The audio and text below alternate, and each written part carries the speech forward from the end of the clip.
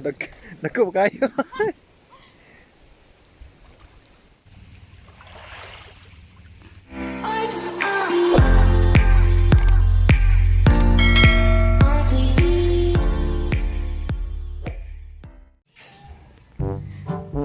What's up mga kamegs? Kumusta?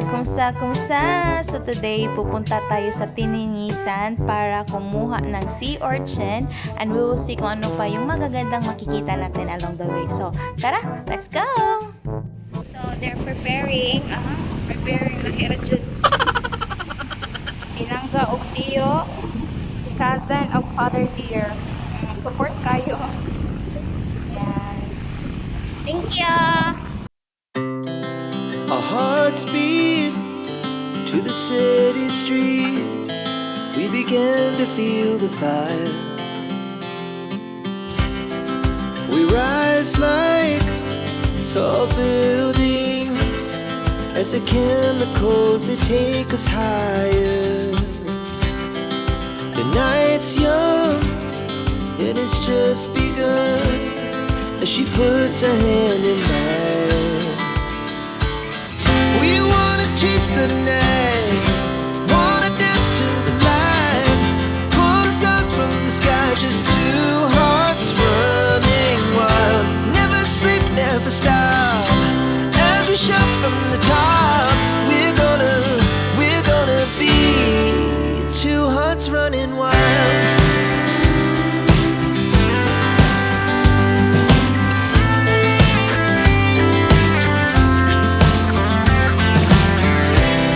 Now the morning is the afternoon. We lay awake in bed. The laughs so loud as the hours pass. We're gonna do it all again. We wanna chase the night, wanna dance to the light, pull the stars from the sky, just two hearts running wild. Never sleep, never stop, as we shout from the top. We're gonna be. We're gonna be two hearts running wild.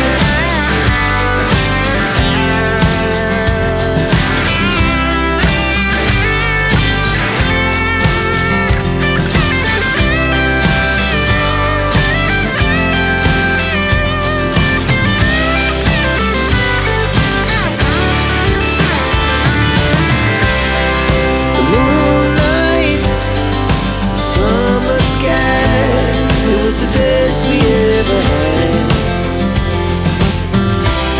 And we'll stay on forever. We'll never have regrets. We wanna chase the night, wanna dance to the light, pull the stars from the sky, just two hearts running wild. Never sleep, never stop, as we shout from the top. We're gonna be two hearts running wild. We're gonna be. We're gonna be two hearts running wild.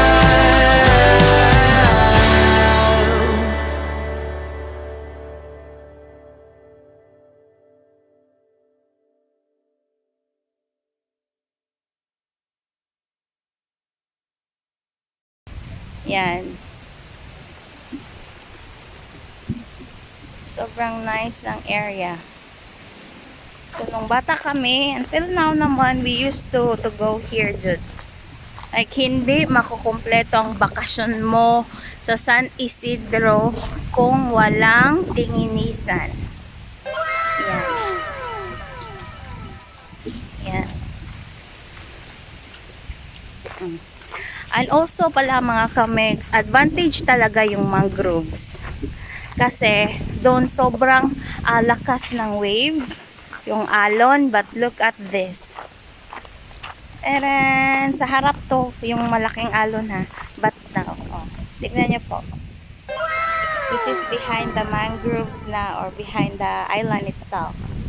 So, diba, ang dami naman talagang mangroves nakapalibot sa isla. So, yeah, malaki talaga use yung mangrove sa mga big waves na, especially ngayon na it's so windy here. So, yeah. Alright, I'll show you some part of the island. Yan. So, yung pinsan ko mga kamig, nangunguha ng sea urchin. Yan. Sea urchin. So, while me, yan, ito yung job ko. Kukunin lahat ng napasok na water. Yan. Baka kasi maano tayo. So, yan. Baka lulubog kang bubang-bumba. So, we need to...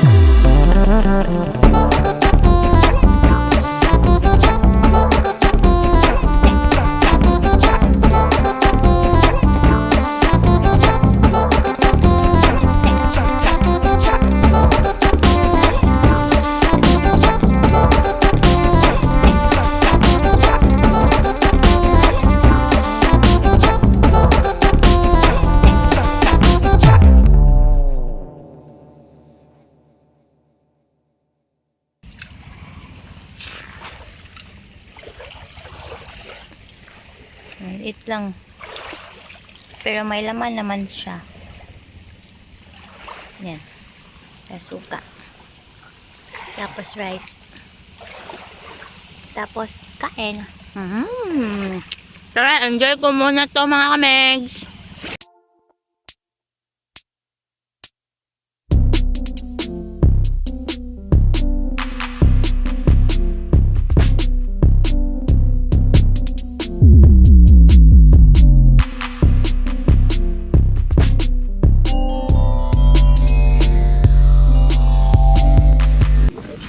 So, ito yung some part of the Tiningisan. Yan, mahangin ngayon dito mga kamegs.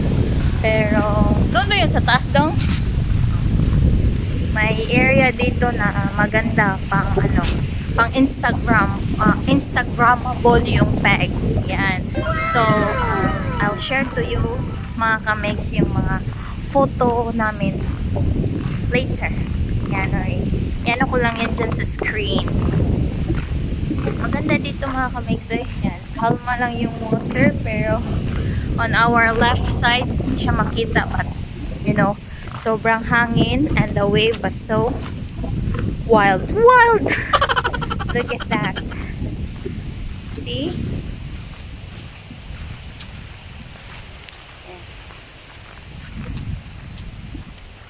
So ito yung sinabi ko na Instagrammable.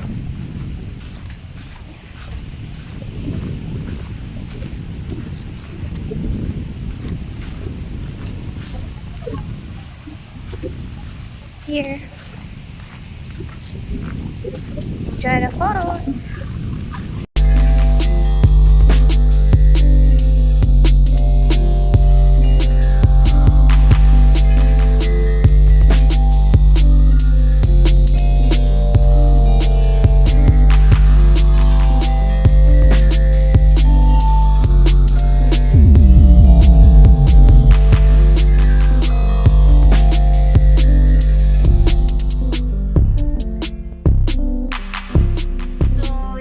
Ito yung second batch mga kamegs. Kinuha na ng cousin ko, yung kapatid ko, kasi nasa bahay lang siya.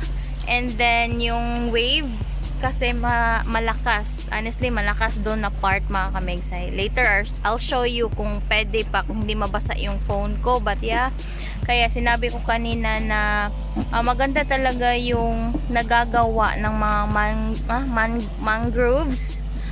And then ito, likod na rin to sa isla, kaya ayan, kalma lang yung water. Yan, so yeah, I guess that's it for now mga kamegs. And I hope that to those of you guys, pakyan naman, you can like and share and of course subscribe para updated kayo sa mga future post ko. Alright, so take care and God bless. Bye-bye!